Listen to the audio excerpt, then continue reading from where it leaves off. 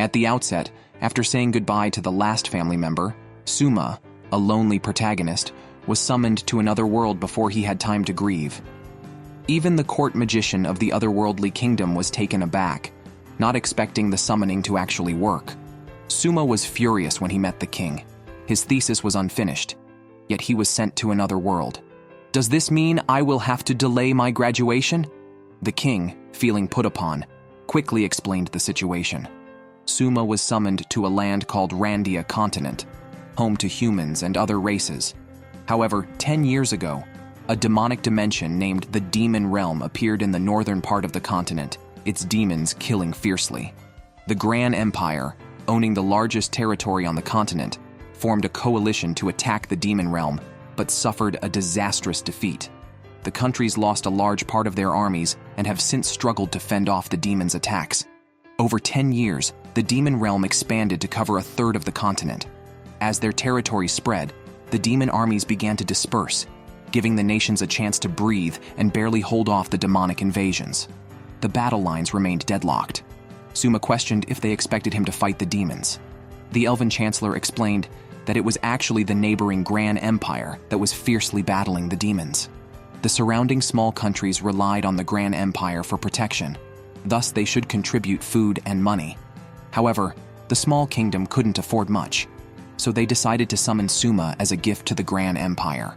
Suma criticized this, likening it to impoverished families who sell their daughters because they can't pay debts. The king and the chancellor were left speechless. Suma asked what exactly a hero represented. They said a hero is a leader of the era. Suma mocked this, saying he only wanted to be a small-town problem solver and pass a civil service exam. Now, thrown into such a strange place, he feared being dissected one day and couldn't escape the many people. Thus, Suma decided to convince them with his words. He first told them about the ongoing war with the Gran Empire, and that this taxation issue wouldn't end with just one instance. Being the second summoned hero in the 500-year history of the kingdom, he argued that he was like a trump card for the kingdom, not to be used lightly. The queen strongly agreed with Suma's point. Suma immediately launched modern state governance theories. He first assessed the national finances and initiated a policy to enrich the country and strengthen the military, aiming to match the power of the Gran Empire. This also meant facing more forceful demands for food and property from the empire. The king and chancellor thought it impossible. Suma remarked, "You all say a hero can change the era. Since I'm here, I definitely need to do something." Though he made big claims, Suma wasn't sure what to do next and could only think of ways to gather taxes initially. Suma requested the current financial situation from the king. The queen had the chancellor prepare the data. Then, Suma led everyone in meetings that lasted 3 days and nights. On the morning of the third day, a very sleepy Suma was brought before everyone. The king loudly announced his abdication in favor of Suma, deciding to marry his daughter Lycia to Suma to continue the royal lineage. This news stunned the 3 major dukes of the kingdom, and Princess Lycia rode back overnight, fearing her father was being forced to abdicate. However, she found her father enjoying life, lying in her mother's lap. The king stated that Suma was more suitable to manage the country than himself. Regarding Lycia and Suma's engagement, the king mentioned it was their initial suggestion, but Lycia could meet Suma first to develop feelings. If unwilling, Suma's character would likely not force her. Lycia found Suma quite strange, so she went to the office to find him overwhelmed by paperwork. Seeing Lycia, who could read and calculate, Suma almost wanted to employ her as labor. Lycia revealed her awkward position as a former princess due to Suma's sudden rise. Suma complained about not wanting to ascend either, saying he was suddenly robed in yellow. His initial goal was merely to ensure his safety, not to end up with a kingship. Their conversation left both dumbfounded. Suma thought he would manage finances, but the king had thrust the throne upon him, increasing his workload tenfold. Lycia felt somewhat guilty hearing this. Suma also sympathized with Lycia, suddenly stuck with a marriage arrangement to a stranger. He reassured her he was only acting as king temporarily, planning to abdicate in a few years once he gathered the necessary support funds to avoid being sent to the empire as a captive. However, now that he inherited the throne, he had to set the country on the right path. The nation's fate would ultimately be decided by its people. Lycia could also cancel the engagement if she wished. Lycia was shocked, asking if Suma could really gather the support funds in a few years. Surprisingly, Suma had already done so by selling a batch of royal jewels. The merchants who bought them commented on the need for liquid assets in Suma's country, not just ornamental jewels. It appeared the summoned hero was quite astute. Suma explained that while these jewels represented national treasures, he had selected those with historical heritage to keep, auctioning off the rest with no cultural value. He placed culturally significant treasures in a museum to earn exhibition fees. The remaining were Class B magical tools, inconvenient to sell or display. Desperate for funds, Suma even considered selling the hero's gear. Lycia remarked that he should keep some items for appearances, as he was, after all, a hero. Axel, one of the three major dukes, realized the country was still at peace and decided to send a subordinate to observe Suma's situation. Although the support funds were ready, Suma chose to delay handing them over. Lycia felt that instead of giving money to other countries, it would be better to improve their own military capabilities. She suggested using some funds for military expenses, but not as compensation. Suma agreed with her idea, but emphasized that the most important issues were civilian livelihoods and food supply. He explained that without resolving these, they would not gain the support of the people, as a country without public support is vulnerable. First, the people needed to be well fed and clothed before they could be expected to be patriotic. A court mage sent someone to check if Suma had magical talents. The test revealed that Suma was a chosen worker, as he had used his magical talents to copy his consciousness onto quill pens around him. These pens, imbued with his consciousness, automatically handled official duties. However, the workload was still overwhelming, and Suma had to step in himself since he could only control 3 pens and they only worked when near him. In the office, beyond Suma and the other ministers, Lycia learned that Suma had started an audit bureau to uncover hidden funds within the kingdom, essentially checking for corruption. Lycia did not understand why Suma would take such risks. Suma explained that although he had gathered his own ransom, he wanted to set the country on the right path, needing money and manpower, thus recruiting Lycia to help. They worked overtime relentlessly. Suma was barely holding on, and all other finance officers had collapsed from exhaustion. Even Lycia fell asleep on a couch. Suma gently touched her hair, waking her abruptly. She saw how tired he was and asked if he needed a rest. Suma said he had just finished work and planned to rest, but wanted to show Lycia something. Since Suma could not ride a horse, Lycia rode with him, talking about Suma's previous world. Lycia worried whether Suma had family or a lover there, as being summoned here must have been unsettling. Suma shook his head, saying his last relative had passed away, and he had no lover, so returning was not a concern. Suma took Lycia to see cotton. He explained that the fields growing this inedible crop were causing the kingdom's food shortage. In this world, the further north, the hotter it gets, so the areas best suited for cotton were lost to demonic invasions.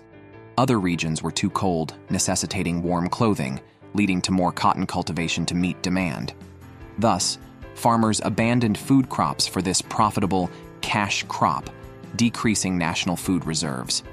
Although the expensive cotton could be sold, other countries also started cultivating it due to its high price, leading to an oversupply. As a kingdom reliant on cotton exports, a price drop reduced their ability to buy food from abroad, worsening conditions for the poorer citizens. Lycia was shocked and felt guilty for knowing so little as a ruler.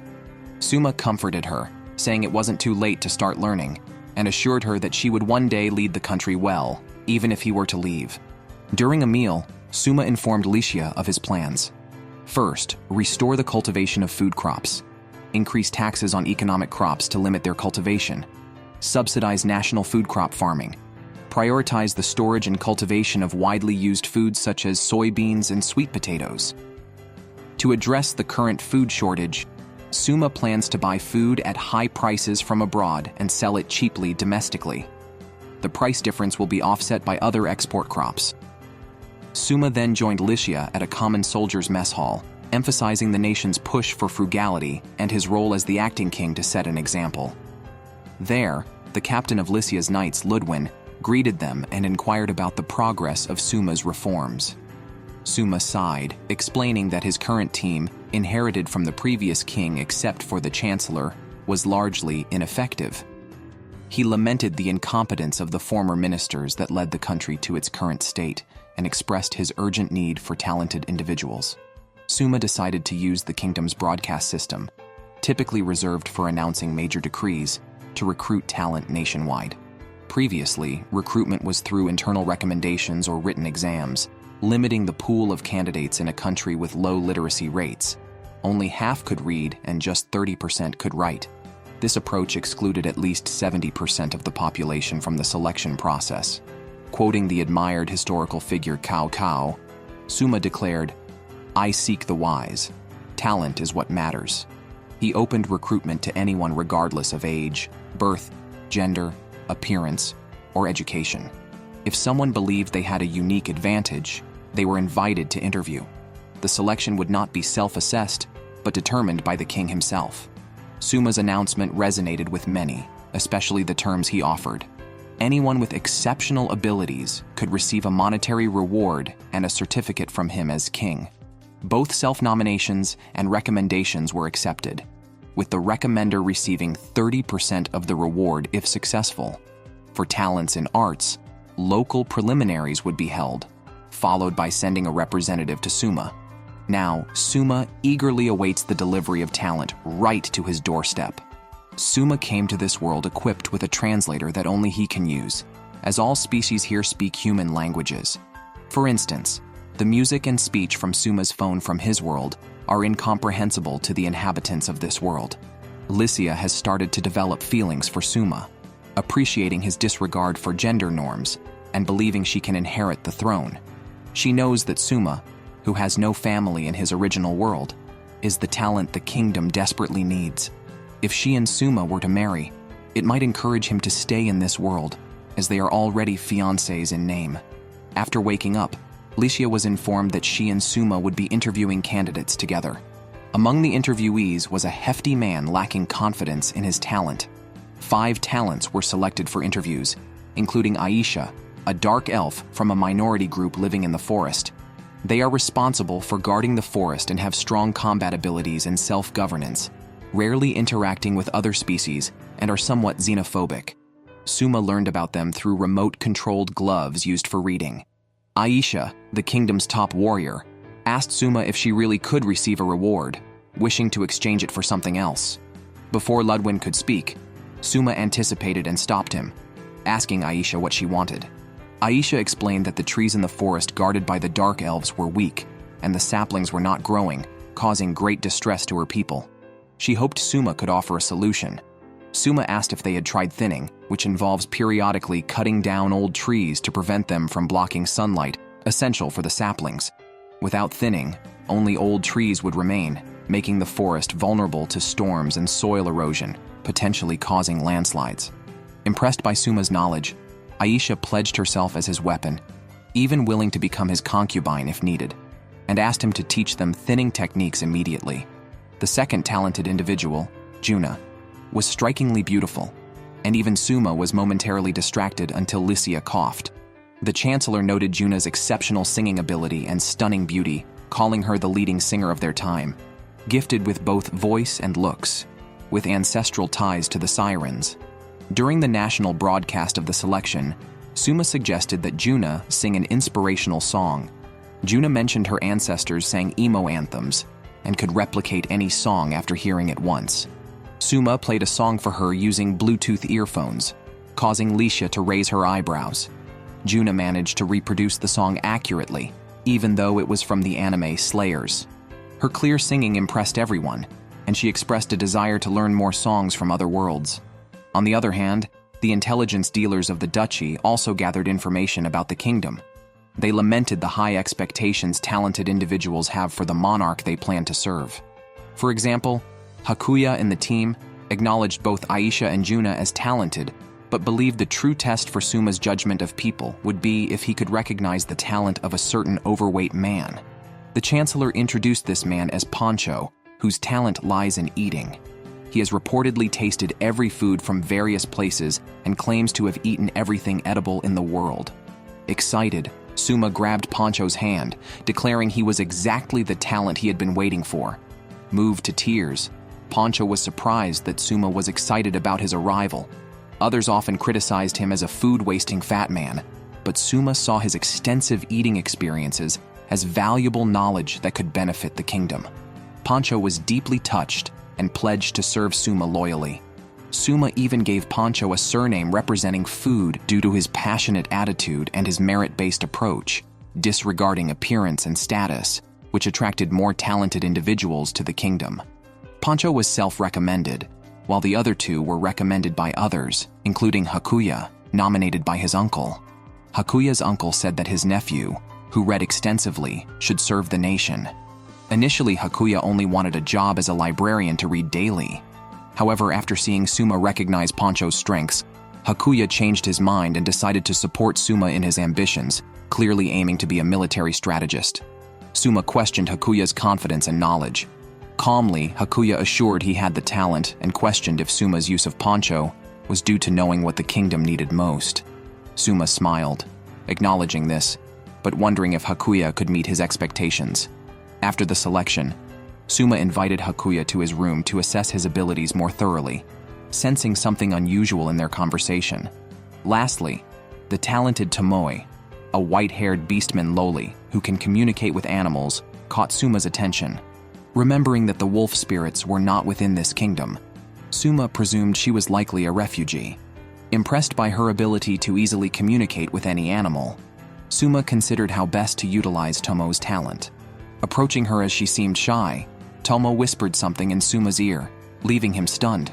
This world is divided into humans and animals. Among humans, there are many other races. However, anyone with a human appearance is recognized by Suma as part of the human race. Other animals, no matter how abstract their appearance or peculiar their diet, are classified as animals. Creatures like dragons are considered a different category altogether, but Suma plans to include all these beings within the ecosystem. Regarding monsters, Suma believes they should belong to a different ecosystem. After learning Tomo's secret, Suma immediately asked if she had told anyone else. Tomo said only her mother knew. Suma then concealed his shock and announced the end of the talent selection, praising Tomo's abilities but stating that arrangements regarding her would be decided later. After distributing rewards, he asked everyone to leave and took Tomo to the study. Suma then asked Licia if she had heard his conversation with Tomo. Licia replied that it was unclear and likely not broadcasted nationwide. Tomo's public talent is communicating with animals, but her abilities extend beyond this. She can even converse with demons.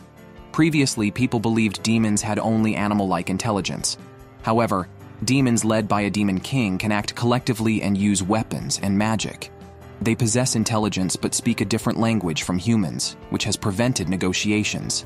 Tomoe's ability to communicate with demons was discovered by accident when she encountered one while gathering herbs. She instinctively cried for help and realized she understood the demon's language. The demon even advised her to flee to avoid attacks from other demons. Suma guessed that demons allowing Tomo to escape are rare. However, if a method to communicate with demons is established, it could change the world's dynamics. Previously, humans united against demons due to a lack of communication. If a method is found, there might be adventurers who would ally with demons. Though Suma is still figuring out this world, he knows from Earth that nations struggle among themselves, like the kingdom and the neighboring duchy, which had conflicts before uniting against demons under the Empire's alliance. Tomoe, slightly frightened, held Licia's hand. Suma mentioned that his previous statement was a worst-case scenario, but did not rule out the possibility of people attempting to ally with demons. Therefore, communication with demons must be kept secret, and they must protect Tomo. Her existence is now more crucial than Suma's, as she is the only known human who can communicate with demons. Directly assigning many guards might alert those with ulterior motives to Tomo's secret. The Chancellor proposed adopting Tomo as a daughter, but since Suma and Licia aren't married yet, with the wedding a year away, the Chancellor suggested a controversial idea, making Tomo a concubine, ensuring her protection as one of Suma's close associates. Licia glanced at Suma, noting that Tomo was only 10 years old. At that age, the idea was somewhat illegal, Fortunately, Suma thought quickly. He suggested that the former king and queen adopt Tomo. Licia was happy as she had always wanted a younger sister. However, Tomo disagreed. She had her mother and brother to care for. Suma explained to Tomo that adoption was merely for her protection. If she became his relative, her mother and brother would be considered family too and would be brought to the castle for care. The news of the adoption would be released later to avoid suspicion. Still, security measures needed to be in place immediately, though Tomo would stay within the palace for now. She was assigned to care for Suma's horses. Since acquiring the skill of conscious replication, Suma could finally relax a bit. He would sneak into Licia's room to sew dolls, as it wasn't appropriate to slack off in the office where others were working. Licia joked that her father should give up the king's bedroom. Yet, from a work efficiency perspective, Suma found it most convenient to sleep in the office. Licia sighed. After all, Suma was now in her room. Since deciding to adopt Tomo, Licia grew very fond of her prospective sister, and her parents also adored the child. When a maid brought in tea and saw the two chatting enthusiastically, she smirked and closed the door again. The maid had come to inform Suma that Pancho was back. Suma and Licia rushed to the reception hall. Pancho had used the royal dragon to quickly collect what Suma needed from around the country. Licia noticed that the bags containing the items were the hero's storage bags, a national treasure. Suma said the contents were what mattered most. He assigned Juna as the host to introduce the food Pancho brought back via broadcast, turning it into a mukbang. Meanwhile, Suma, acting as regent, announced the country's food shortage. He apologized on behalf of the monarchy and stated that they had started promoting food cultivation. He believed the food shortage would be resolved and took the opportunity to introduce food preparation methods to the public, teaching them which plants were edible. To prove these were edible, he invited some people to taste test. The first ingredient Pancho brought out was a twisted octopus. Initially, Licia and others were put off, but Juna mentioned this food was common by the seaside. Suma personally cooked fried octopus slices. The aroma during cooking was enticing. Licia, overcoming her fear, tried a piece and was immediately captivated by its flavor. Seeing this, the coastal people decided to try it out that evening. The second food was burdock, commonly known as yam. Aisha had seen this plant in the forest. Suma, acting as the salt bae, fried the yam slices. They were crispy and came in sweet and salty flavors. Aisha eagerly took a big bite, and her brothers, watching the live stream, commented on her good life. Next was the cooked locusts. Licia and Aisha were initially hesitant, but Tomo started eating and mentioned that soy-simmered locusts were popular in her tribe. Suma then realized that the sauce mentioned was actually soy sauce and miso. He tried a locust and found it tasted like home. However, when a new food was introduced, Licia, who thought eating bugs was the worst part, stared in horror. Yes, the food served is a common slime in another world. When cut, it splits into two types. Most people treat it as trash and would never consider it as food. Pancho decided to cook it himself. This slime was already dead and cleaned. Licia mentioned that the slime has a membrane on its surface that turns into liquid and flows out when torn, so there's no corpse left. Pancho shared that he learned this technique from a tribe in the West. By using a soft tool, the slime's core can be crushed without damaging the outer membrane. This way, the slime leaves a body which gradually solidifies over time. After 2 hours, it becomes somewhat elastic and ready for cooking.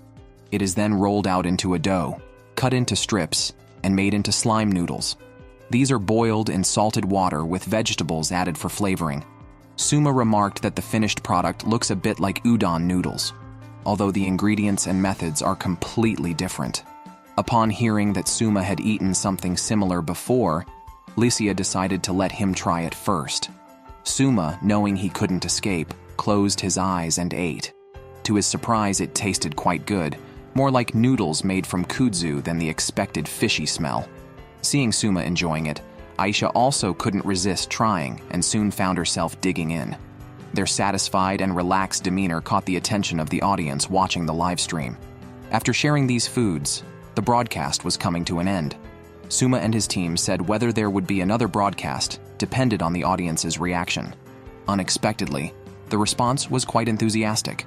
A week later, Suma was already thinking about what to broadcast next. At that moment, A maid knocked and came in, saying the chancellor needed to see Suma.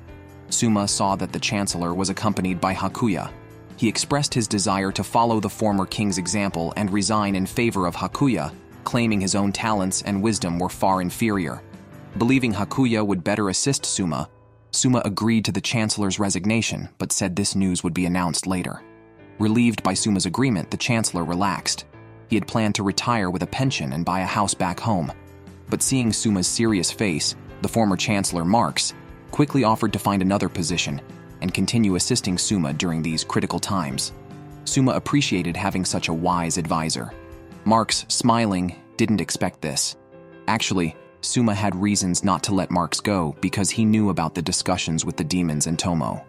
Marx, as a loyal advisor to the former king, was considered reliable, so Suma kept Marx as a consultant. Hakuya's first act as chancellor was to give Suma a break, because when the leader doesn't leave, employees can't rest either. He took over Suma's work for the day, forcing Suma to take a day off. This break wasn't just for rest, but to show other employees that he was actually resting and to subtly encourage Suma and Lycia to date. Suma didn't mind, only worried about the security aspect, so Hakuya suggested Aisha accompany them. Suma joked, asking if it was appropriate to bring another girl on a date. Marx, standing by, envied his ability to be surrounded by women. Suma sighed, preparing to find Lycia and Aisha. He discovered they were fighting intensely, almost as if they would tear down the castle. It seemed that in this world, Suma himself needed protection, not the two girls. Lycia was somewhat happy to hear Suma was taking her on a date. Aisha suggested going to the forest, but Suma said it was too far for a day trip. Although Aisha had learned thinning, there were still some stubborn people in the forest who believed that those who protect it should not cut down trees. Suma sighed, noting that every world has its share of self-righteous, stubborn individuals. He mentioned he would visit the forest when he had time. Aisha expressed her willingness to sacrifice everything for Suma, and he asked her to help as a guard. Lycia pouted jealously nearby. Later, Suma, Lycia, and Aisha changed into military school uniforms to disguise themselves as ordinary students and hit the streets. Suma realized late that in this world, like in the West, names and surnames are reversed. However, it was too late to change, which made it easier for Suma to disguise himself. The trio walked around the streets, and Aisha realized she was hungry. They decided to eat at the tavern where Juna worked, having disguised their identities in advance. Juna cleverly played along with Suma's story. The restaurant had featured the slime noodles Suma ate during a live broadcast. With the ongoing food shortage unresolved, many people became curious after the broadcast. Slime was cheap and abundant, significantly easing financial pressure. While discussing this, they noticed Aisha eating voraciously. The group teased her for lacking elegance. Aisha felt she had already given her all to Suma, and wondered if her unrefined image was why he had not called her to his bed. Suma assured her that was not the case, as he was already betrothed. Juna and the others were shocked. It turned out that in this world, polygamy and polyandry were acceptable, especially to ensure heirs in large families. The former king and queen were exceptions, with the queen being the true heir, having brought the king into the family through marriage. The queen then handed over her royal powers to the king, who out of respect did not take concubines. However, Lycia, considering Suma's situation different from her father's, was not opposed to him having a harem. Still, she would be annoyed and stated she could only accept up to 8 people, including herself, since there was only one day in a week in this world. Suma joked that one a day was too much for him. As he pondered this, a nearby table of beastmen seemed to be arguing. The Elfrieden Kingdom, where Suma and his group are, has 3 major dukes and a total military force of 100,000. The beastman Duke Carmine commands an army of 40,000. Duke Axel, a female, oversees the navy of 10,000. The Dragonkin Duke Castor has an air force of 1,000, but it's said that one of his winged dragon knights can match 100 foes. Aside from these dukes, Suma controls 40,000 soldiers from other nobles, previously under mercenary groups, but now dismissed since they aren't directly sustained by the state and could betray for higher profits. For a monarch, an unloyal military is harmful. The creation of the 3 dukes can be understood, given the kingdom's racial diversity. Although humans currently hold power, the dukes help ensure fairness among the races and prevent human tyrants from oppressing others. The dukes can counteract such tyranny, making this feudal system seem reasonable, but it becomes a hindrance during reforms. It seems Suma wants to implement a policy of disarmament through diplomacy.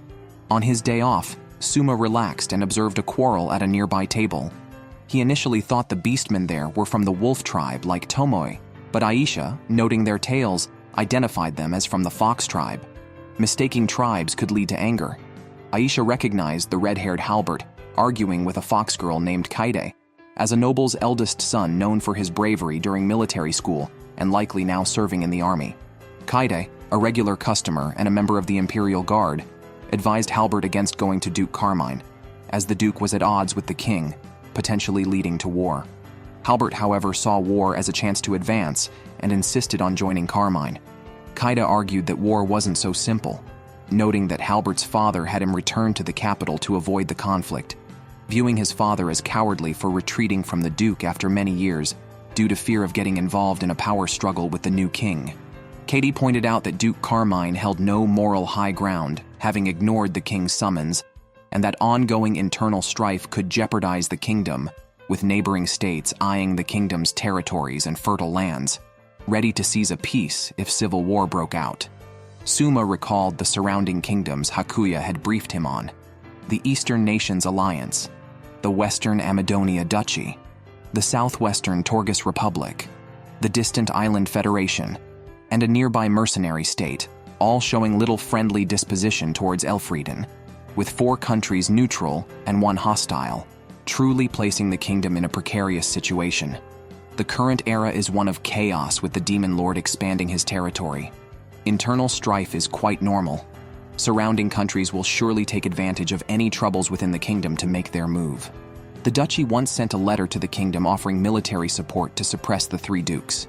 However, it's likely that the dukes also received such letters, perhaps encouraging them to unite against what they see as a puppet king.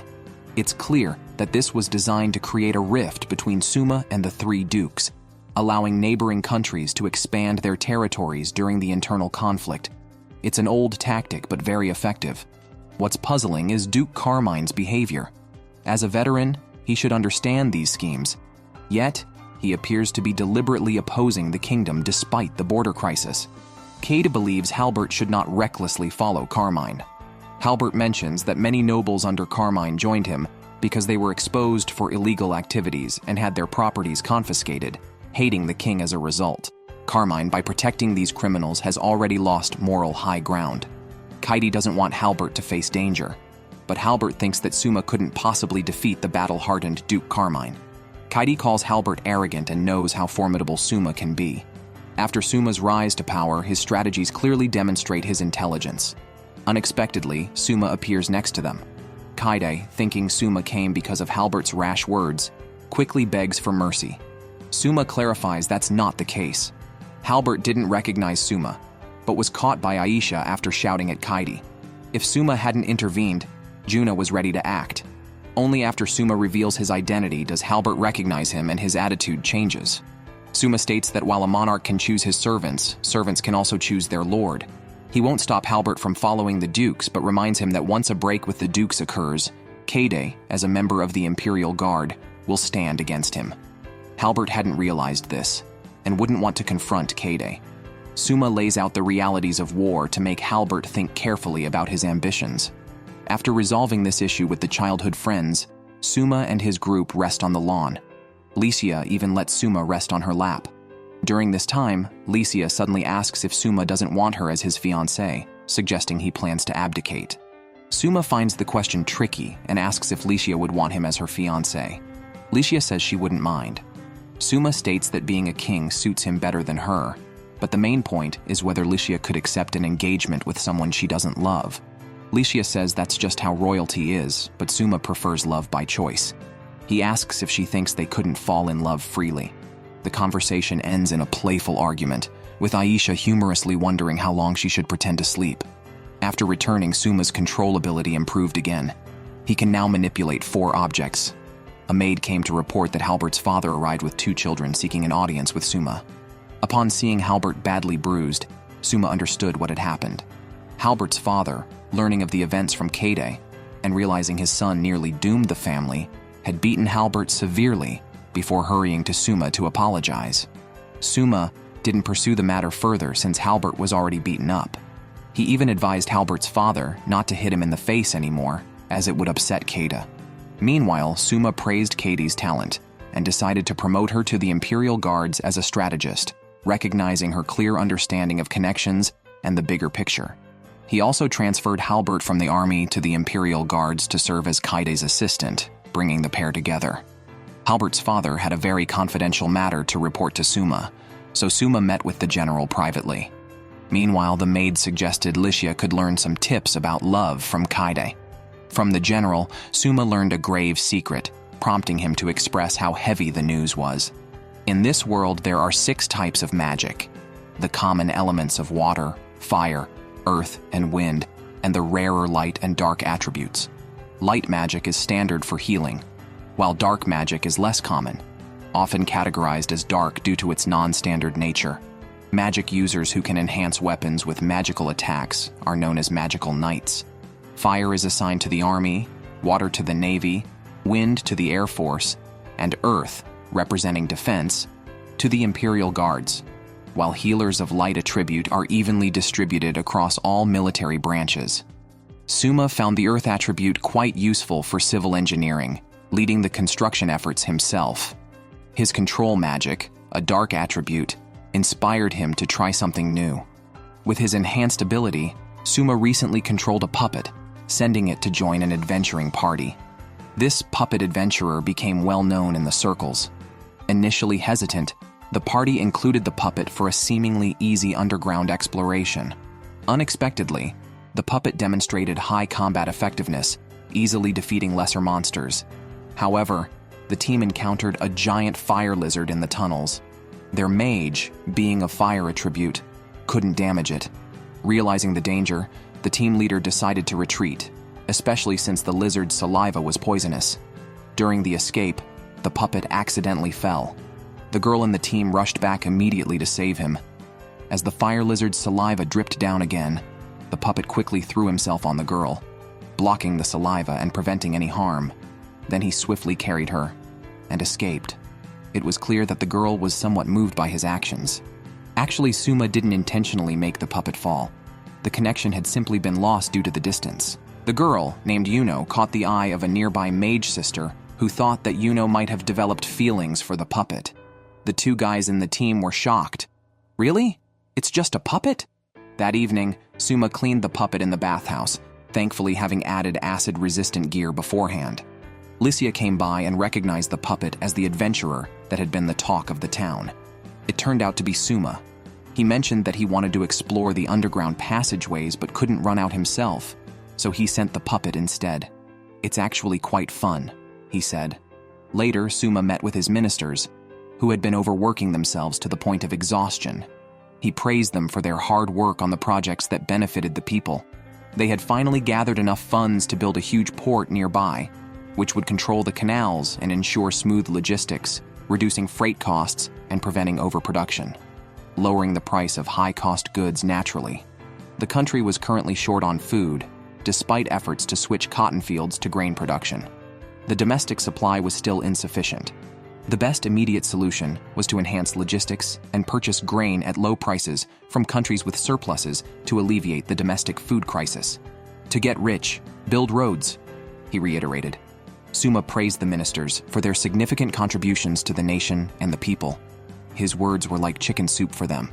Although Suma was metaphorical in his support, he didn't skimp on their rewards, giving them 5 consecutive days off. However, instead of cash bonuses, which were difficult to issue due to the tight budget, he gave them royal wine, which they could sell or drink as they pleased. Suma himself also entered a period of rest. Previously, he had been working overtime with several cloned consciousnesses to sort out the budget in one go. Licia was concerned about Suma's health, but he assured her it was fine, saying he could always summon another hero if needed. He was more worried about the progress of the port construction project. Seeing Suma fall asleep from exhaustion, Licia whispered in his ear that although other heroes could be summoned, none were like Suma. She only wanted him. Suma arrived at the construction site, puzzled by the excellent location that had long been suitable for a port. He wondered why no powers had seized this area before. Upon arriving, Ludwin, who was supervising the project, explained to Suma that a local village was opposing the construction of the port city. The leaders, mainly elderly people, claimed the land belonged to the sea god, and any construction would provoke divine retaliation. Suma decided to visit the village after hearing that a monster from the sea might emerge and consume any houses built there.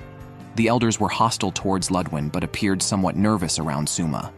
They insisted that the area was sacred to the sea god and that building there would lead to the structures being swallowed by the deity, which deterred nearby villages from settling there.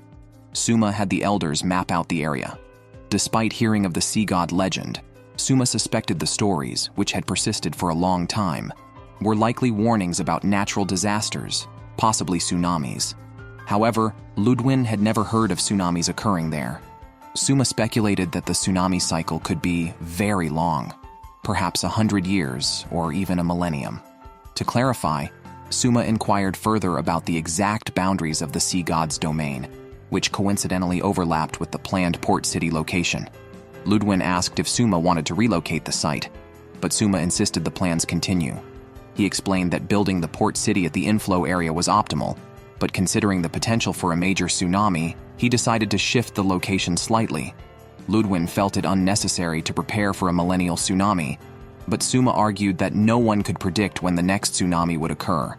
He planned to build the port city with disaster prevention in mind, expecting earthquakes to precede the tsunami, as per the legends. Suma proposed that the new city be constructed with earthquake and tsunami preparedness in mind, focusing on fortifying the coastline and communicating to residents the importance of moving to higher ground in the event of an earthquake. Before construction began, he planned to elevate the land slightly, requiring minor adjustments to the building plans. Licia decided to fully support Suma's proactive approach. Additionally, Suma discovered that the kingdom's royal guard possessed a battleship, despite the lack of industrialization on the continent. He was baffled about how such a ship was acquired, noting that though it was only at the level of the Industrial Revolution, it was still feasible to construct. The battleship was powered by a captured sea dragon, and although this world had gunpowder, firearms had not been developed because magical attacks had replaced physical ones. However, cannons were built because water-based magic attacks weakened over water surfaces, necessitating cannons to boost offensive capabilities. Thus, Suma prepared to promote civil engineering in this abstract world, recognizing that building infrastructure was no simple task. In addition to the Royal Guard, Suma also recruited unemployed individuals from the capital to work on the road construction, providing jobs in the process. Moreover, Suma introduced new dishes and ensured food supply from nearby villages, securing logistical support for both the Royal Guard working on the roads and the local populace. Kaidi admired Suma's strategic vision, noting how the idea of a highway instantly improved the flow of goods in the villages along the route. At this time, Suma came to observe the road construction. Licia, seeing the process for the first time, noted that it involved mixing lime powder with volcanic ash, which would become incredibly hard once dry. Even carts pulled by giant bulls could traverse it without causing any damage due to the flexibility of the materials used. This was an ancient concrete formula from Earth. Suma also had the Royal Guard install street lamps along the road, which were filled with luminescent moss that lit up at night. Additionally, demon-repelling trees were planted along the road. These trees emitted a scent that repelled magical creatures. In Aisha's home village, such trees were planted to prevent monster attacks. Considering the extensive planting could pose issues, Suma planted the trees at intervals to ensure wildlife could migrate seasonally through the gaps, addressing a modern governance challenge of preventing wildlife from entering villages and causing havoc. Kaidi thought Suma was very clever. At that moment, a carrier bird delivered a message to Aisha from her father, reporting a massive landslide in the forest after recent heavy rains, with many villagers missing. Aisha was deeply saddened by the news. Suma immediately mobilized the local royal guard for the rescue, arranged for Licia to mobilize soldiers from the capital, and instructed Halbert to prepare and send supplies to the forest. Given the distance, a fast horse took half a day, and a normal march took 2 days, making the golden 72-hour rescue window insufficient. Suma, unsure how to expedite the movement, then noticed the bull carts nearby. The magical beast bulls were very fast, so Suma and the royal guard he led reached the forest first. Without time for formalities, they immediately started the rescue operations and informed the team leader that more soldiers with supplies would follow in a few days. They assessed the situation. The landslide had already caused hundreds of injuries, with over 40 people still missing. Suma instructed them to record the names of the villagers and list those missing before evacuating the refugees nearby to prevent further landslides. During the rescue, Suma's keen hearing picked up underground sounds before Halbert even realized. Suma quickly led his team to dig out a child. He had prepared a small mouse doll in advance to control by replicating his consciousness, using it to search for survivors in the crevices. Unfortunately, they also found the bodies of the deceased. With Suma's help, all the missing were located, including some who had perished. Suma appeared distressed by the situation. Aisha reported that Licia had arrived with the second batch of troops. Aisha's uncle was in agony, grieving for those who could never return. Suma stated that the rescue was just beginning, emphasizing the importance of post-disaster reconstruction and resettlement. Aisha's father sighed, revealing that his brother's wife had died in the disaster, and his niece was struggling for her life. No one could be angry in such a situation. Instead, there was concern that Aisha's uncle might dwell obsessively on the loss, especially since they had always protected the forest, yet lost family because of it. Later, Aisha told Suma that her uncle had always opposed thinning the forest, refusing unnecessary tree cutting. Proper thinning could stabilize the land, but it was unclear if regular thinning could have prevented the landslide. It might have only reduced the likelihood. In a harsh truth, this was simply bad luck. However, protecting the forest involved more than just trees and thinning. Humans destroy forests for their own benefit and protect them to prevent harm to themselves. Ultimately, it is all self-interest. They could have patrolled earlier, which might have detected the landslide sounds and allowed for timely evacuation to avoid injuries. There is nothing absolute. Nature is not so fragile that it needs human protection. The goal is to maintain a balance between nature and humanity. After a tiring journey back, Suma felt he had not done enough. As king, he should have been on site immediately, not just reacting after the event. He should have prepared medical teams and rescue routes in advance. Recently, he had been preoccupied with food supply and balancing power with the three dukes, neglecting such crucial civilian matters. Upon hearing from Licia that Suma had not rested, Juna visited him, expressing that Suma could grow stronger for Licia's sake, and she was willing to accommodate his fatigue. She even sang a lullaby to help him sleep, affirming his rightful place as the heir to the throne. Meanwhile, the three dukes were meeting. Duke Castor firmly opposed Suma, while Duke Axel prioritized his city and warned against internal strife due to neighboring threats. Axel sought Duke Carmine's opinion. Although Carmine loved the country and would not typically oppose the king, he believed Suma mismanaged the nation, easily sacrificing everything since he was a summoned hero from another world, known for his sweeping reforms. Carmine had sheltered dismissed ministers, preparing to rebel against Suma. When Castor questioned if Carmine intended to take the throne, Carmine shifted his gaze, stating he would reinstate the former king. Axel, still reluctant to oppose Suma, warned Castor to sever ties with his faction to protect his family's younger members. At that moment, Duke Castor's daughter, Carla, rushed in, calling Axel grandmother, and declared her intention to defeat Suma for her friend Licia. As Licia's best friend, she was confident she could defeat Suma. Axel had no time to dissuade her. Meanwhile, the king of the duchy received a letter from Carmine, stating his determination to march to the capital to support the king. Therefore, the duchy's king dispatched troops, planning to play both sides, helping both Suma and the dukes to ensure they weaken each other. Roroa, the duchy's information broker, sighed, disliking her father and the king's foolish actions. The duchy was already in a bad state, and meddling in the kingdom's affairs could worsen their situation. Roroa envied Suma's financial situation. Suma and his team celebrated a bountiful autumn harvest. Hakuya stated that it was time to enter the second phase of their plan. Suma sighed, realizing he had no choice. As mentioned in The Prince, cruelty is a double-edged sword for a ruler. It matters how it is wielded. While kind-hearted, Suma was no saint and knew actions must be decisive. Remembering his grandfather's advice to build a family and protect them at all costs, Suma thought of Lycia and others around him and ordered the commencement of their military campaign. Next door, the king of the duchy also began assembling troops. A minister stood up, urging the duchy's king to abandon the campaign, warning that war would be disastrous for them. They should focus on domestic affairs instead. However, the king disagreed, believing in sustaining the people through war. The minister argued that with the recent signing of the Human Common Declaration, attacking the kingdom would breach the agreement and could lead to encirclement by other nations, even intervention by the empire, as their cause for war was unjustified. Just as the king was about to execute the minister named Colbert, the crown prince, Julius, intervened, pointing out that the neighboring kingdom had not signed the Human Common Declaration. Diplomacy should focus on established agreements. Angered, the duchy's king dismissed Colbert from his position as finance minister. At that moment, Roroa approached and took Colbert away. Suma found Lycia and expressed his intention to negotiate with the three dukes. But first, he needed to ask Lycia something. Then, Suma met with the three dukes. He warned them that if they continued to resist, he would treat them as a rebel organization and take military action against them.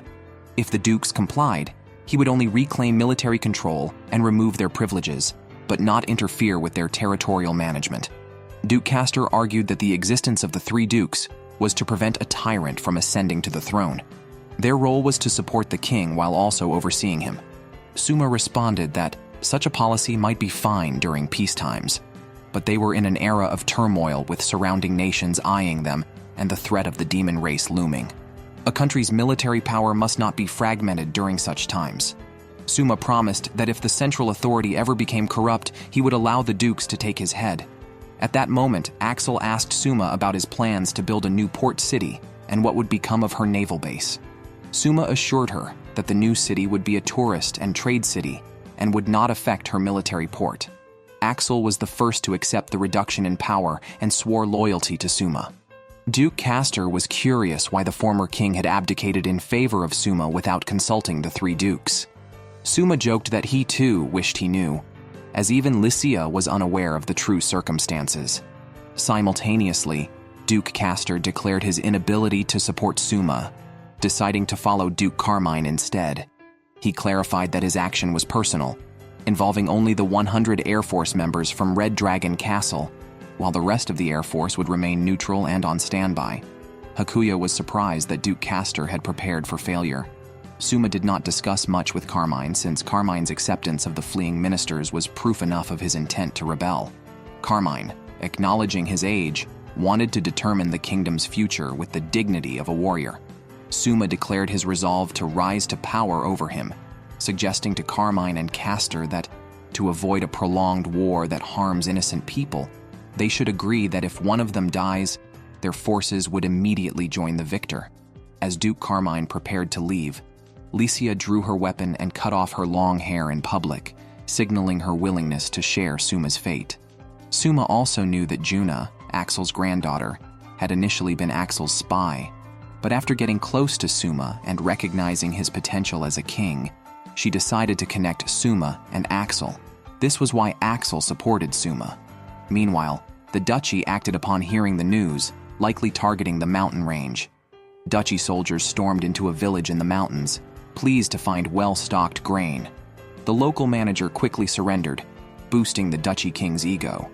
The manager agreed to open the gates, but warned of some factions within the city willing to fight to the death, fearing a massacre.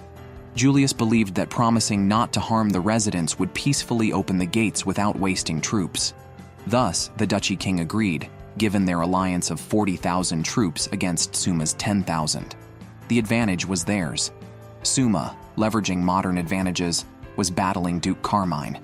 When indecision struck, he erected a large city overnight on the front lines, thwarting the enemy's prolonged assault. They even collected all the arrows shot at them. Then, Halbert used flame magic from a high position, only to be countered by the enemy's cannons, worsening the situation. The city's mages had exhausted their magic constructing the city, leaving them vulnerable during the cannon attack. At this moment, the dark elf Udgard arrived at the front, wishing to join the war to repay Suma for saving his daughter. Ludwin, the knight commander, led a charge. Meanwhile, Duke Carmine's kobold strategist, annoyed by greedy but incompetent nobles, didn't voice his displeasure directly. These clueless nobles approached Carmine for explanations, to which he simply stated that Suma was not in the castle, hence the defensive stance. After dismissing the nobles, Carmine asked if the kobold strategist had finalized the plans, receiving an affirmative nod. Elsewhere, the duchy's king, having waited outside the city gates to no avail, decided to storm the city. Suddenly, a thunderous roar erupted from within. The local lord hurried to report that some were planning a last stand. He tried to persuade them to surrender. The king, infuriated, considered executing the lord, but Julius suggested that fighting a determined resistance was unwise. The lord quickly promised to dissuade them, asking for more time and offering a large sum of gold, pleading with the duchy's king to delay the attack until noon the next day, promising to persuade the dissenters. The king, pleased with the gold, agreed. Unbeknownst to him, this was a trap set by Lord Axel, who had coordinated with Suma before negotiations to use the gold to buy time while waiting for Suma, Carmine, and Castor to resolve their conflict, planning to stand or fall with the border city.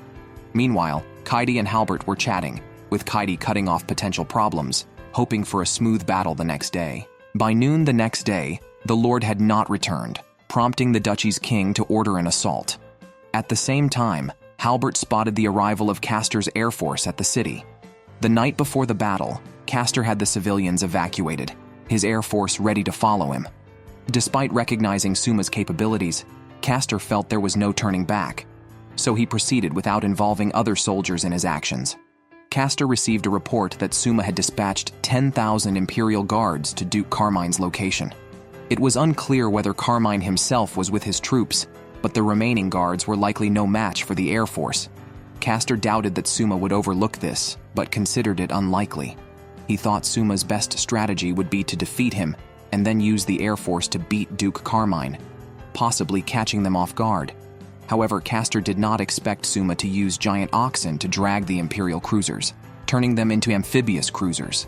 Suma even called Castor before the battle, claiming this tactic was meant to conquer Red Dragon City. He guessed Castor might appreciate such flashy maneuvers, and advised him to surrender while he could. Castor was infuriated and sent his daughter Carla to counterattack. Unbeknownst to him, Suma had moved anti-aircraft guns onto the ships, making it difficult for the air force to approach. Carla, worried Lycia might be on board, hesitated to destroy the bridge. She regretted that Lycia's decision to cut her hair and declare her resolve showed her deep care for Suma, and wished she had persuaded her father to surrender earlier. Carla did not want to harm her close friend. Strangely, after the ship was destroyed, no enemies were seen above. Only a dummy was found inside, indicating Carla had fallen for a diversion. Suma's real target was Castor inside the castle. Indeed, Suma had already confronted Castor, likely having mastered the tunnels under Red Dragon City. Castor told Suma that his subordinates were not involved in the rebellion, and that Suma could trust them with the Air Force in the future. Suma urged Castor to surrender, but Castor challenged him to a one-on-one duel. Aisha immediately drew her sword to support Suma. The fight was intense, and Aisha declared her loyal service to Suma. At that moment, Castor noticed Lycia sneaking up from behind. Castor called it an unfair 3-on-1 fight, but ultimately, he was defeated by Aisha and Lycia. Castor questioned Lycia if Suma was truly a good king. Lycia affirmed, having witnessed Suma elevating the people's welfare, and stated she would stand by Suma even if her father wished to return to power. Castor was then forced to wear a collar that would behead him if he attempted to harm Suma. Carla rushed to the scene, only to find her father defeated and herself also collared. Castor's deputy took temporary command of the Air Force, curious about Suma's intended punishment for Castor. Suma said this would be discussed after the battle, focusing first on reorganizing the Air Force and announcing its integration with the Imperial Guards. After sorting the Air Force, Suma led them to Duke Carmine's location. On the way, Lycia sought to negotiate a pardon for her friend Carla, but Suma stopped her, stating that Carla and her father had committed treason. Even if he wished to spare them, the public might not agree, and it could undermine his authority. Carla acknowledged that Suma had repeatedly offered terms of surrender, but her father had not accepted. As soldiers, they would not beg for mercy after defeat. So, the air force that Halbert and others were waiting for outside the city at night was actually the air force that Suma had taken over from Duke Castor, reorganized, and led himself. Thus, Kaidi and Halbert achieved their goal of defending the city. Carla, seeing that Suma had a good relationship with Halbert, was surprised at how casual Suma could be as a king. Licia explained that Suma has always been approachable and kind. On the other side, Duke Carmine, after his location was bombed by the Air Force, was approached by a group of nobles. When Carmine heard that the city had been bombed, he realized that continuing the conflict would harm the civilians. Therefore, Duke Carmine decided to surrender. The nobles were shocked by this news, believing that the citizens were expendable and insisting on resisting Suma to the end. Duke Carmine shook his head, realizing the nobles were not good people, and ordered his subordinates to put obedience collars on them. Ludwin, the head of the knights, informed Suma that they were ready to attack. However, Suma shook his head, saying the war here was over. As expected, Carmine also had his subordinates put a collar on him and sent a messenger to surrender to Suma, stating that aside from the soldiers led by the nobles, the rest of the army was under his command. He took full responsibility as the general, prepared to bear the blame for the rebellion, and set up a trap to implicate the other nobles. Carmine did this to test Suma, pretending to be a traitor when he was actually loyal. Carmine's only regret was not being able to see Licia's wedding, as he considered himself one of her elders. However, he then received a message from Hakuya, the chief strategist.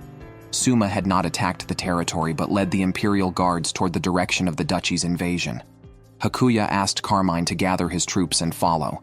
Carmine realized then that Suma understood the trap he had set, allowing him to redeem himself.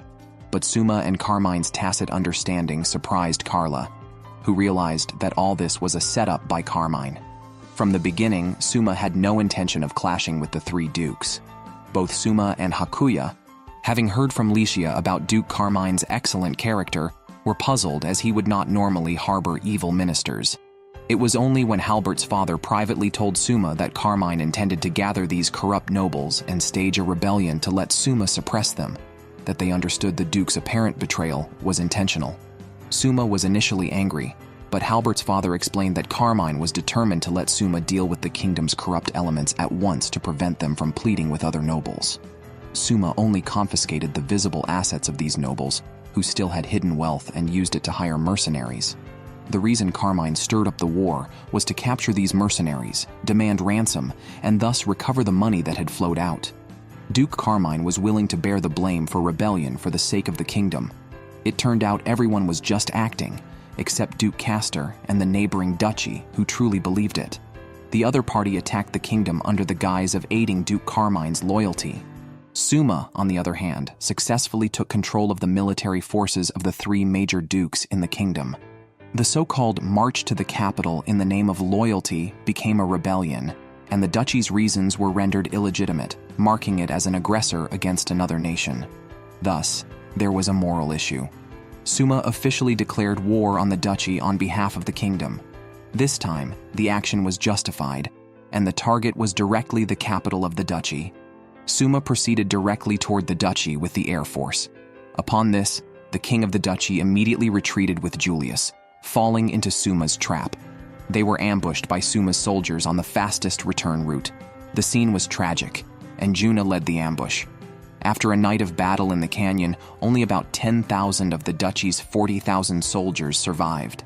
When they hurriedly reached their capital, Suma's forces were already stationed there, preparing for a head-to-head battle.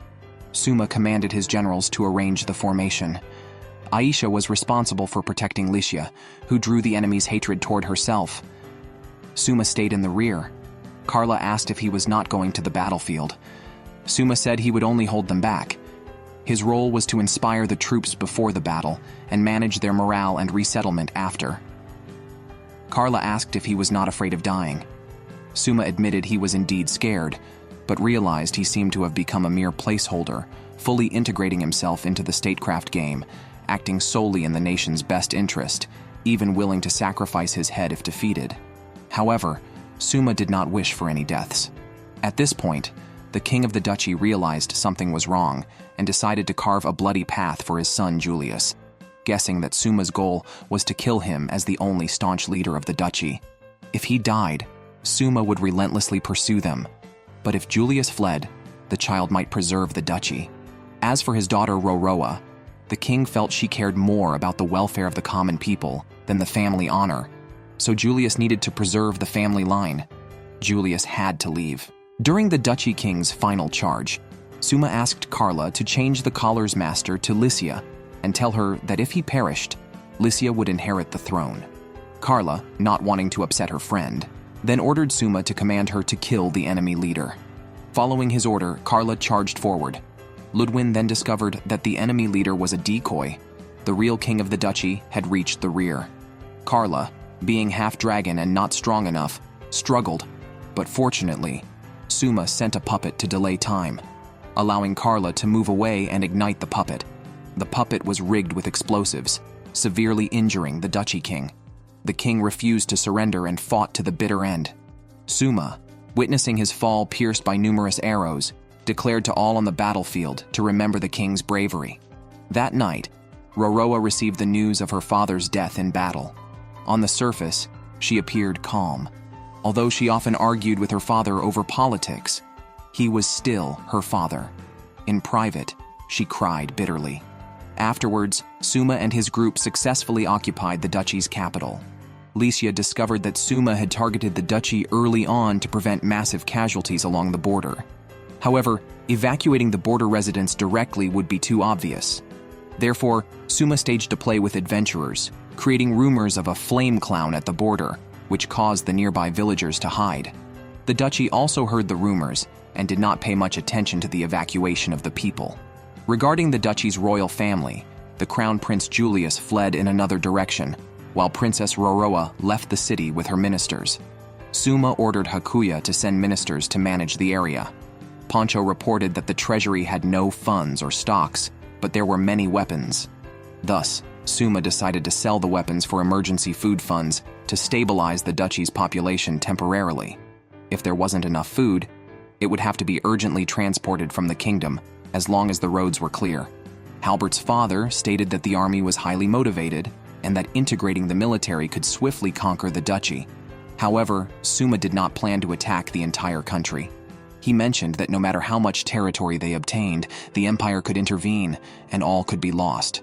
Suma predicted that the empire would definitely intervene since the duchy had signed the Human Declaration. The worst outcome would be the empire sending troops to sanction them, regardless of the duchy initiating the war.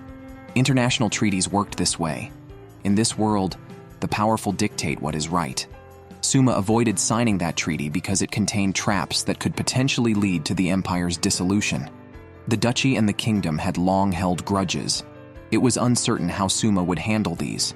Suma stated that those who read history knew that after securing peace, it was time to promote culture and joy. At this moment, Juna, dressed in military attire, came forward, and Suma introduced a plan. This plan required Juna to lead and Aisha to host. First, they would show the kingdom's news broadcast to the duchy. After the news, they would broadcast the kingdom's entertainment programs, introduce some idols, and generate positive feelings among the people to achieve a state of contentment and distraction. Finally, a female soldier from the duchy sang the national anthem, and they expressed that their kingdom valued freedom and did not care about the duchy's identity or thoughts. Embracing diversity and absorbing the best was the reason for the development of civilization and states. The current ruler of the Grand Empire is Queen Maria. She is beautiful and kind-hearted. She treats everyone equally regardless of wealth or race, earning her the title of the empire's Holy Maiden. Her sister Jean will visit the duchy as the commander of the empire's army to meet the hero Suma, summoned by the kingdom. Maria acknowledges that the duchy initiated the conflict. However, as they are allies under the Human Declaration, tolerating any breach by other nations could tarnish the empire's reputation and hinder humanity's unity against the demon race. Jean believes that Maria and Suma's ideologies will clash, as Maria is an idealist and Suma a realist, making it difficult for them to agree. After capturing the duchy's capital, Suma's responsibilities increased, including managing the rights to use the square due to the growing number of cultural activities. Lycia notes that since the last cultural event, the duchy's people have shown a stronger desire to express themselves. Suma compares this to a sort of cultural renaissance in another world. Roroa notices the people's smiles, highlighting Suma's easy charm, which likely complicates her brother Julius's return to power. Suma has granted freedoms that, once given, are hard to retract. He also reduced tariffs and improved logistics, allowing locals to directly benefit economically, naturally garnering their loyalty. Roroa feels that since Suma has come this far, he must take full responsibility. Meanwhile, Suma learns from Hakuya that the Empire has dispatched 50,000 troops, with the main force still behind but the vanguard close by, signaling that negotiations are imminent. During this tense time, Pancho brings Suma a flower, warning that its pollen causes hallucinations similar to sleepwalking. Pancho quickly clarifies that he has removed all the pollen. He is not interested in the flower for its hallucinogenic properties, but for its edible tubers, which are abundant on the mountain behind and free from the flower's side effects. Suma recalls that lily tubers are a good carbohydrate source, and if they can be cultivated extensively, they could secure a food source. However, due to the pollen, humans cannot approach them normally. Pancho explains that they can only be harvested when not in bloom to prevent toxin transfer to the tubers. Since the plant cannot be used normally, it seems pointless. But Pancho mentions that a mountain tribe in the Grand Empire can harvest these lilies and even use them as a staple food, employing trained monkeys for the task. These monkeys, which also exist in the kingdom, love eating the plant and are adept at harvesting the tubers. Tomoe, who can communicate with animals, negotiates with the monkeys to work in exchange for regular alcohol payments, leading to a large-scale availability of this new food source. A few days later, Suma, Tomoe, and Juna dressed up and went out for a stroll. Juna held Suma's hand and mentioned that the elite naval troops were on alert nearby. Suma felt a bit embarrassed. Juna suggested that Suma buy some clothes for Tomoe, now considered his honorary little sister. Tomoe was delighted, and Suma also picked out a pair of shoes for her. However, the store owner suggested waiting a bit before giving the shoes as a gift. They chatted, and the store owner recalled seeing a customer as distinguished as Suma before. Walking on the street, Roroa suddenly sneezed. After Tomoe chose her clothes and left, Suma gave her the shoes as a gift, and she was very happy. Suma also had a gift for Juna, a ladybug hair clip. The hair clip was quite ugly, but Juna liked it simply because it was from Suma. She also suggested that Suma remember to bring gifts for Licia and Aisha, which he had already prepared. The three of them continued to enjoy their day out. Juna wished such beautiful days could continue, but then Jean approached them. Juna was cautious, but Jean said she meant no harm and just wanted to meet Suma, the hero rumored to have pulled the nation back from the brink of crisis and who was constantly engaged to beautiful princesses and collecting beauties nationwide for potential concubines. Hearing about the concubine rumors, which Juna knew to be false, Jean felt a bit disappointed. She had wanted Maria to meet Suma, hoping he might be persuaded by Maria's beauty. Unfortunately, Suma wasn't swayed by such things. Jean admired Suma's ability to maintain good relations with his subjects, unlike her sister, Maria, who had to treat everyone equally due to her title, making it hard for her to share her true feelings even with friends. Despite their dislike for the duchy initiating conflicts, they had to defend it publicly, putting Maria in a difficult position. Jean, being more pragmatic, wanted to learn from Suma how to broadcast using orbs, intrigued by Suma's advanced world. She apologized since Suma's summoning was mostly related to the Empire's taxation policies.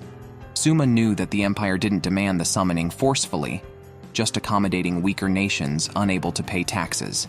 Thus, Suma was like a sacrificial offering, protected by the Human Declaration even without the kingdom signing it. To avoid other nations feeling treated unfairly, the Empire proposed the hero summoning. Even if the kingdom was reluctant to sign the declaration, their strategic location meant they were protected. A harsh reality. If not summoning a hero or offering compensation, other nations would be dissatisfied. The Empire hadn't expected the kingdom to actually summon a hero, causing Suma to run around preparing compensation. This meeting was private, not at the negotiation table where nations' interests would require formal discussions. The former king and queen were also very worried about Suma's situation. The queen noted that the current situation was much better than before, and believed that Suma would lead the country down a different path. Meanwhile, the king was training with Aisha and got thoroughly defeated by her. Suma wished he could learn other types of magic, but Licia said it was impossible since she had never heard of anyone learning magic outside their own attribute, and dark attribute magic was very rare. So far, Licia had only seen 3 people with it. Besides Suma and Tomoe, there was her mother.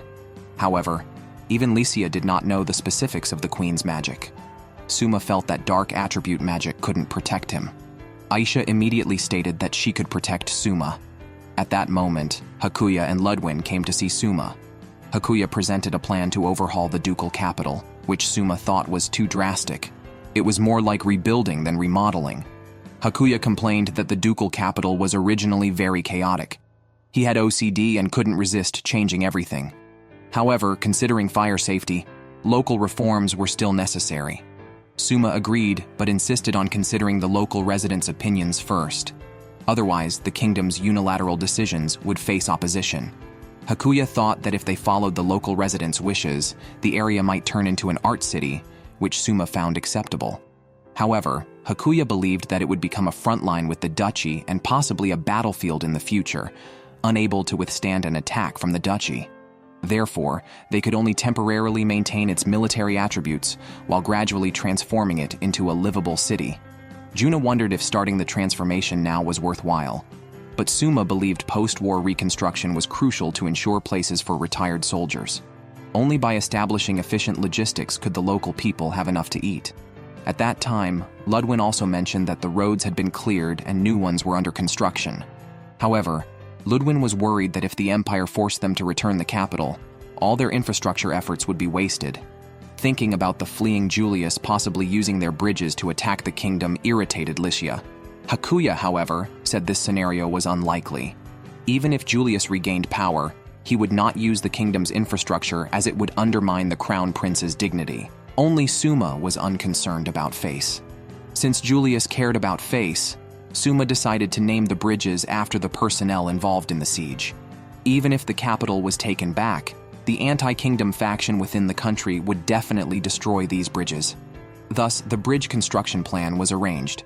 Suma noted that the Empire responded better to soft tactics than hard ones, so during negotiations, it was crucial not to let others think of them as enemies. Suma felt that the Holy Maiden Maria was also in a difficult position, as she had to lead humanity against the demon race while maintaining a facade of gentleness and respect. In Suma's view, the vast Grand Empire was just another ordinary power struggling to maintain face. It was all about who could keep up appearances longer. At the same time, the group led by Jin officially arrived in the royal capital.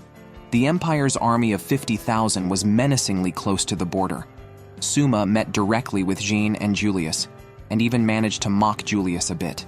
Julius, not entirely lucid, demanded the return of the capital, and claimed that according to the Human Declaration Convention, territories occupied during a coalition of nations were not recognized. Suma vehemently rebuked him, pointing out that the duchy had first invaded the kingdom and that Julius had joined his father in battle, making them equally culpable. Julius shamelessly responded, "Ignoring the invasion, the kingdom now occupies the duchy." Dismissing Julius, Suma turned to Jean to hear the Empire's stance, to which she expressed a hope that Suma would hand over the capital. Suma countered that the local residents might not choose to return to the duchy. He challenged Julius to observe the local conditions closely upon his return, which would reveal that the residents were not being held as captives. After all, who would happily decorate their walls and roofs in bright colors under such circumstances? Under the duchy's previous rule, the capital had been lonely and uneasy. Suma argued that a true king should focus on governance, public welfare, and the economy, rather than oppressing the people with excessive taxation for military expenses. Julius retorted that their militarization was a response to the kingdom's previous invasions. Suma, tired of hearing this excuse, had Hakuya present a list of nobles from the kingdom influenced by the duchy to rebel, something even Jin was unaware of. Caught off guard and realizing his hypocrisy under the guise of the Human Declaration, Julius nearly lost his composure again, only to be restrained by Jean. Suma felt that negotiating with such a person was futile, and asked Jean to remove Julius so that the kingdom and the Empire could negotiate directly. A defeated nation like Julius's had no place at the negotiating table. Once Julius was out, the real discussions began. Jean and Licia, who had met in their youth before the demon invasion, could now engage more productively. Meanwhile, Suma had a maid prepare to entertain Julius at a banquet, which ironically helped to ease the atmosphere and kickstart formal negotiations.